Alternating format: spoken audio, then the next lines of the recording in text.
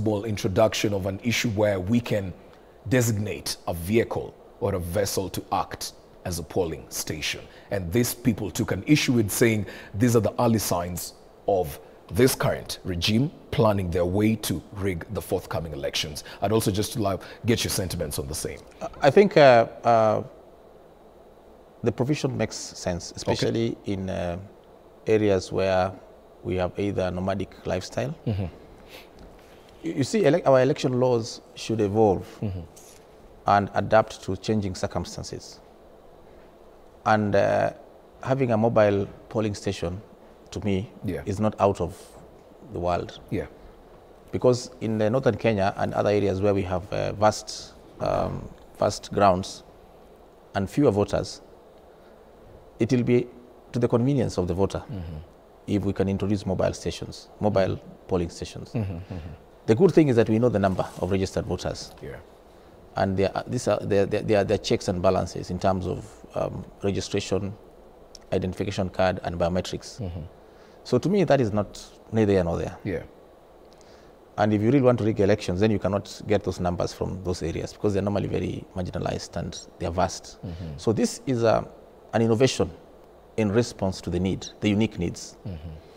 But having listened to our constitutional lawyer, Mkangi, there are two words that I take home.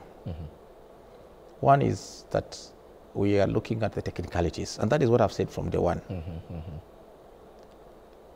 If we want to do this and we have put the goodwill, then we don't need to hide behind technicalities.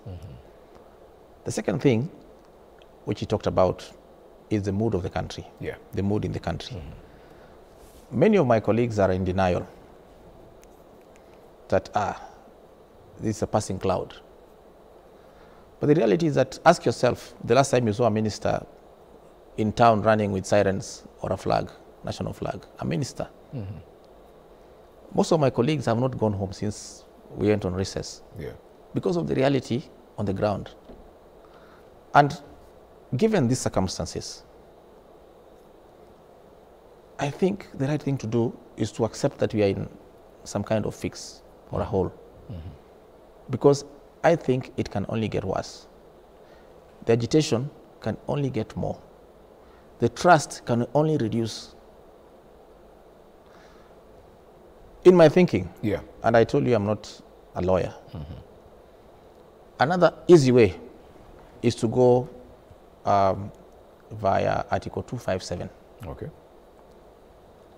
and go for an amendment of the Constitution and go the popular initiative way. Taking us to a referendum? And frame a referendum question with the sole aim of wanting to stagger the elections. You know, one of the problems we have in this country today, and why Parliament does not seem to be independent, is what we call the 6-piece election mantra, where when you vote for one candidate, you vote for a certain formation. Like, for example, people who voted for me in my constituency most likely voted for ODM from top to bottom. And I always like reminding people about the late Joseph Kamotho in the election of 1992. When he lost his seat in Kangemba, he went on national television and said, you know, even if a dog had been given a Ford Asili ticket in my constituency, it would have won. And that's the basis of my argument. We get the wrong people because we elect 6-piece during an election cycle. Now, if we go to a referendum and frame the question properly with the sole aim of staggering our election so that parliamentary elections come midterm during the presidency, so that we say, for example, we go to election in February 2025 for parliament, and we put a referendum question and we go via Article 257. We frame the question and the bill and take it to the county assemblies. We just need 24 county assemblies to pass the bill by simple majority. After that, go to a referendum. You remember the BBI story? That is another easy route to go. But what we'll need... We are looking... These are options valid options, one would argue, but I'm trying to look at the situation you've mentioned, the BBI, and we saw what the BBI went through. You have the privilege of interacting with the president on a day-to-day basis, or quite oftenly, so you would understand where his intentions are. But looking at the mood of the country and how he's been able to carry himself out over the past 3 weeks or so, and how he's responded to whatever he's being told, and even the allegations that are thrown around that the president has advisors here and there, but doesn't necessarily heed to that as much. Do you believe he is buying into whatever you're telling him?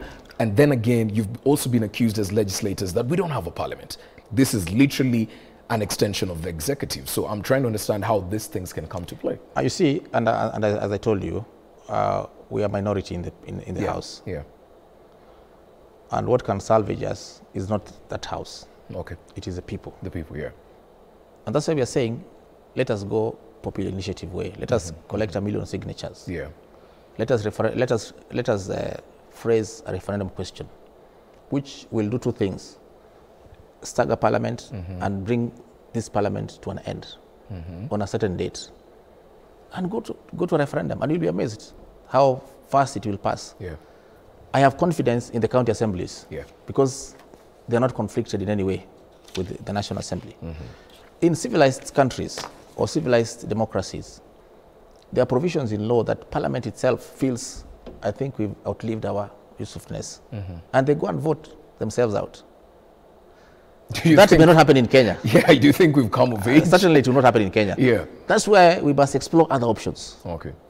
Either by partisan way, 2, recall, 3, we go by virtue of popular initiative. Yeah. These provisions are in our constitution. But as Mukangi said, let us not dwell on the technicalities. Okay. Let us read the mood in the country. These people are tired of us. And we have to accept that we are holding these jobs in trust or on behalf of the people. And to me, when they actually came to Parliament in broad daylight, and after warning us that they are coming, and they actually came, then that was the ultimate sign that they're tired of us. All right. They came, they saw, they conquered. In Latin, we say, Veni, Vedi, Vinci. All righty. I think we leave it at that for tonight. You've had it right there. Honorable Dr. Daniel Manduku.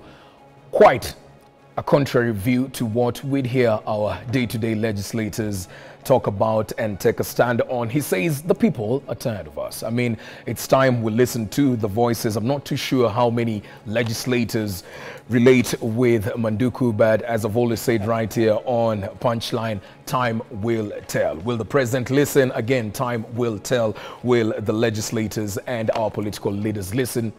Time will tell. I'm Alan Owino. Our sign language interpreter for this session has been Walter Asawe. Thank you for making time for Punchline. I'll see you when I see you.